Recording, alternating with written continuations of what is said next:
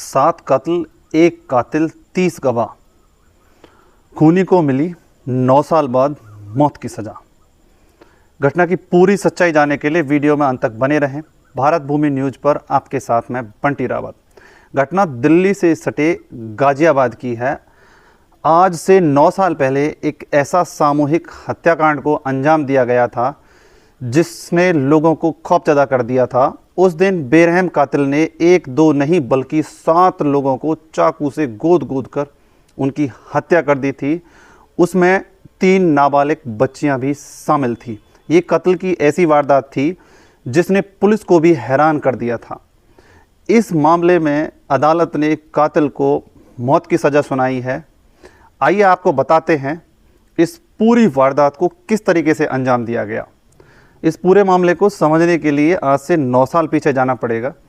सरसों के खल और चूरी का व्यापार करने वाले 65 वर्ष के सतीश गोयल आर्थिक रूप से काफ़ी संपन्न थे। घर और बाहर किसी चीज़ की कोई कमी नहीं थी, भरपूर परिवार था।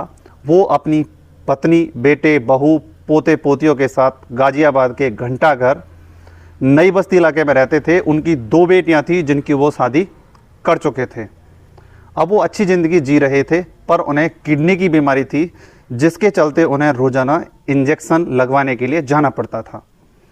उन्होंने अपनी गाड़ी के लिए अपने ही एक बहुत पुराने मुलाजिम राहुल वर्मा को रखा हुआ था। एक चोरी की घटना घर में होने के बाद राहुल को नौकरी से निकाल दिया जाता है। पुलिस उससे चोरी के मामले में काफ़ी पूछताछ करती है। 21 मई 2013 को नई बस्ती गाजियाबाद में सतीश और उसका बेटा सचिन अपने काम निपटाकर घर लौट रहे थे। देर शाम सतीश को इंजेक्शन देने वाला डॉक्टर कुछ देर बाद आने वाला था, लेकिन इसी दौरान सतीश गोयल का पूर्व ड्राइवर राहुल वर्मा अचानक से उनके घर के अंदर दाखिल होता है और एक एक करके परिवार वालों को काटना शुरू कर देता है। उनकी चाकू से निर्मम हत्या करना शुरू कर देता है। इसमें सतीश गोयल जिसकी आयु 65 वर्ष होती है, उसकी पत्नी मंजू गोयल जिसकी उम्र लगभग 63 वर्ष होती है, उसका बेटा सचिन जिसकी उम्र लगभग 36 साल होती है, उसकी बहू रेखा जिसकी उम्र लगभग 34 साल होती है और उनकी 3 नाबालिग बच्चे, उनकी भी चाकू से गोद कर निर्मम हत्या कर देता है। लगभग 47 बार वो उन पर चाकू से निर्मम वार करता है, जिसमें वो खून से लथपथ लूलुहान पड़े होते हैं, तड़प रहे होते हैं और तड़प कर उनकी मौत हो जाती है। जब डॉक्टर वहां पर घर पहुंचता है और दरवाज़ा खोलता है तो उसकी आंखें फटी की फटी रह जाती हैं।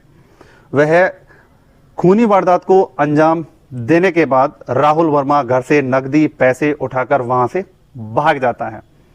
डॉक्टर पड़ोसियों और पुलिस को फ़ोन करता है। पुलिस जब मौके पर पहुंचती है तो पुलिस भी मामले को देखकर सन्न रह जाती है। घर की दूसरी मंजिल पर मुर्दा हालत में 5 लोगों की लाश पड़ी होती है, जिसमें 3 नाबालिग बच्चियां होती हैं। पुलिस मामले की तस्दीक करती है और लाशों को पोस्टमार्टम के लिए हॉस्पिटल ले जाती है। उसके बाद कातिल की खोज लगाई जाती है तो मामला धीरे धीरे जाते जाते राहुल वर्मा शक के घेरे में आ जाता है और राहुल वर्मा से पुलिस जब सख्ती से पूछताछ करती है तो राहुल वर्मा पूरा मामला हाँग लेता है। वह टूट जाता है और सच्चाई सामने रख देता है कि वह अपने मालिक से इस तरह परेशान था कि उसने उस पर चोरी का आरोप लगाया था, जिससे वह समाज में त्रुटियों का शिकार बन गया, समाज में गलतियों का एक पुतला बन गया, जिसके रहते उसका घर से निकलना दूभर हो गया था। इसका बदला लेने के लिए चोरी की घटना के बाद वह उसके पूरे परिवार से इतना परेशान था, उसे इतनी चिढ़ हो गई थी कि उसने गुस्से में आकर पूरे के पूरे परिवार को कत्ल कर दिया, खत्म कर दिया। इस घटना को सुनाने के पीछे किसी की भावनाओं को आहत करने का उद्देश्य नहीं है, केवल आपको सतर्क सावधान करने का है कि कोई भी कदम बढ़ाने से पहले उसके बारे में पूरी तरह से जांच पड़ताल करें, उसके परिणाम के बारे में जरूर सोचें। एक छोटी सी गलती पूरे परिवार का खात्मा कर देती है। केवल शक के आधार पर राहुल वर्मा का नाम पुलिस को देना उस परिवार के लिए सबसे बड़ी भूल साबित हुई, जिसका परिणाम पूरा का पूरा परिवार खत्म हो गया। फिर मिलते हैं दोस्तों इसी तरह की किसी और सच्ची घटना के साथ। तब तक के लिए जय हिंद, जय भारत।